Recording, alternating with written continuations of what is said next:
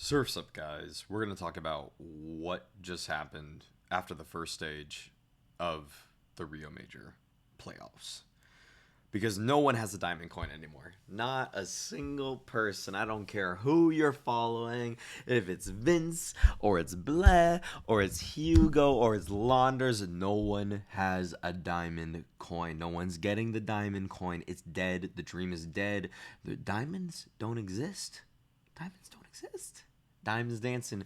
Drake, X Future, that's the closest you're going to get to diamonds because you can't afford them and you're not getting no damn diamond coin. All right.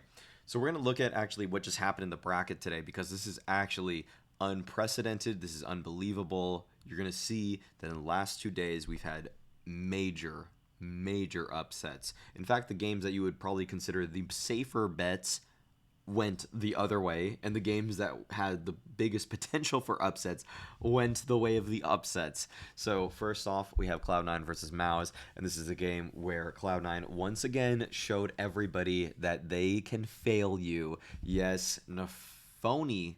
Yes, we're changing it. It's no longer Nafrodony. You can still use that, but the actual better term, it rolls off the tongue a little better. Nafoni, who will no longer be with Cloud9 at the beginning of 2023. Mark my words. If Nafoni is on the team, I don't care about this team anymore. I just don't care to watch them anymore. If I am going to watch Nafoni with Cloud9 anymore, then I better be watching them online because this team is trash with him at the helm. I don't want to see them anymore. I want to see Axile and Shiro either get help.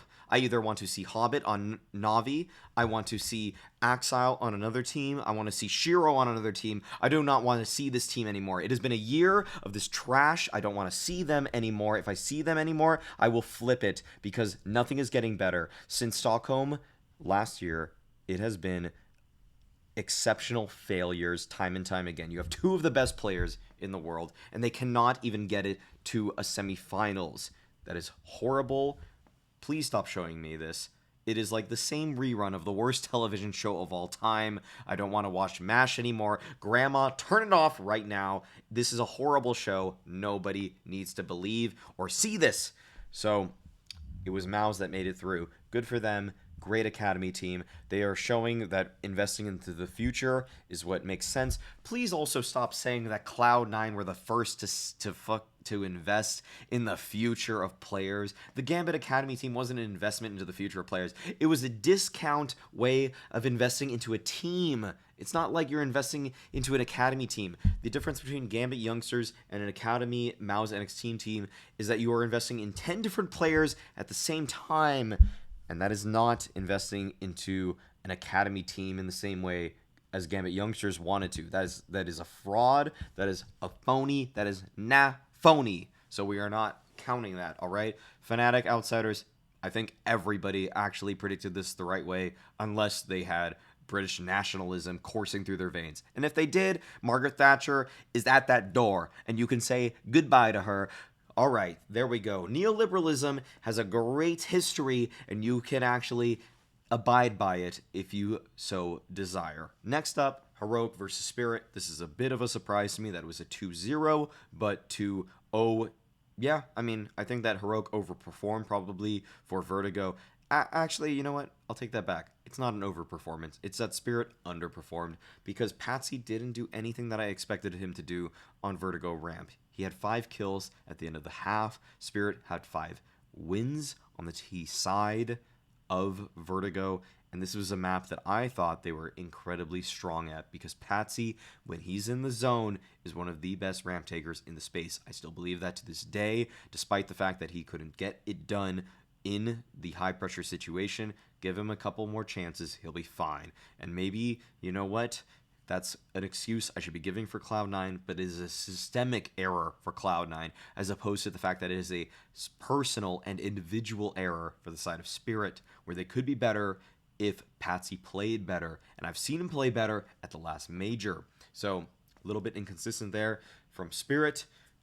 Heroic taking it on Overpass, which was expected. Took a little bit longer than expected, but at the end of the day, I think they did just fine.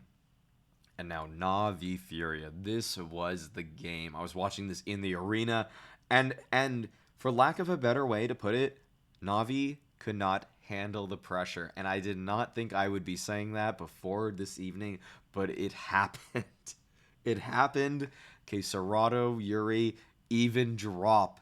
They had their moments. Even Safe had his moments. And now this playoff becomes incredibly hard to predict. And so the point of this video, and the reason I'm sending it to you guys right now through the interwebs, through the ethernet, through the space that is dividing you and myself and making it the World Wide Web, we're going to predict a winner off of these 4 teams. Maus and Outsiders, it's Outsiders. I'll put it like that. I think Maus, they did an excellent job versus a Cloud9 team that was choking right in their faces, but Outsiders still have more experience. And versus Cloud9, I think I even prefaced it that this was actually a slightly more difficult matchup than people would have thought. But versus Maus, I think Outsiders have an even easier time. I think that the 1 weak link of Outsiders, Norbert, is doing fine in his role. I wouldn't say good. I'm saying fine. That is worse than good. A good is a 7 out of 10. A fine is a 5 out of 10. And Norbert is doing a 5 out of 10. And that's all you need right now. Kickard is actually doing well below what he should be doing. Probably doing a 4 out of 10. But the thing is that Fame and Jame, they're giving us 10 and 9 out of 10 performances. Yep, that's right. I think they're giving us as much as they should be and as much as they need to be. And so I do think that it will be Outsiders that do move forward into the grand finals. And then we have Heroic versus Furia. And this is also incredibly hard to predict. I think that Heroic is the better team on paper, but I also just talked to Shush on stage today. And he said he did not know how he would react if the team, or that is the 6th man, if that were the opponents, if that were the crowd, if they were against him. He doesn't know. He doesn't know. He thinks that he can handle it, but he doesn't know. And I don't know about him. I do not know about Heroic. I don't know if they'll be able to handle it, if there is negative reinforcement in their faces.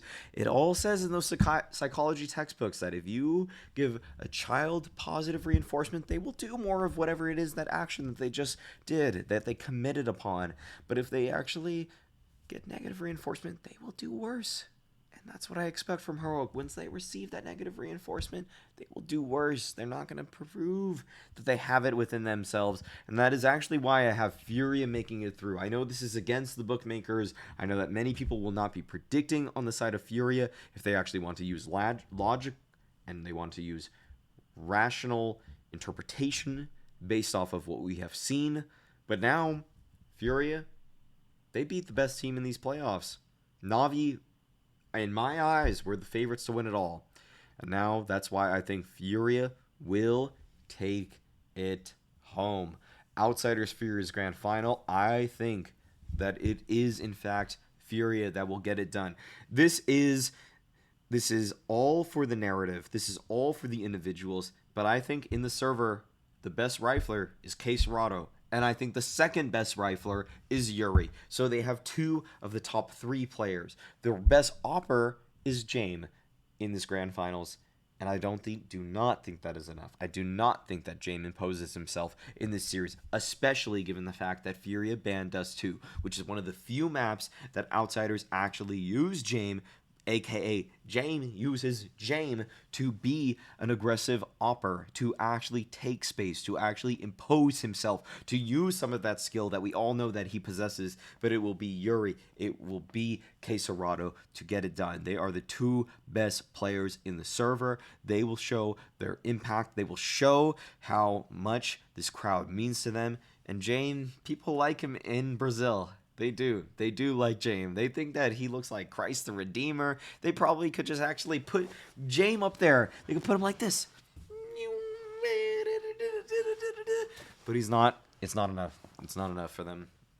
Kickard is underperforming. Norbert, probably worse than Drop right now. If I actually put all 10 players in the server against each other, I think Norbert is the worst player by far. Not by far, probably by like just a couple percentage points here and there. But I do think that Fury is the best team overall, and I think that they will be taking the trophy, and that is why I made this video. And I'm just going to tell you right now, Outsiders, you guys need a little bit more oomph. And I'm going to tell you right now, Yekindar, he ain't walking through that dough. He ain't walking through that dough. Being toxic is a choice.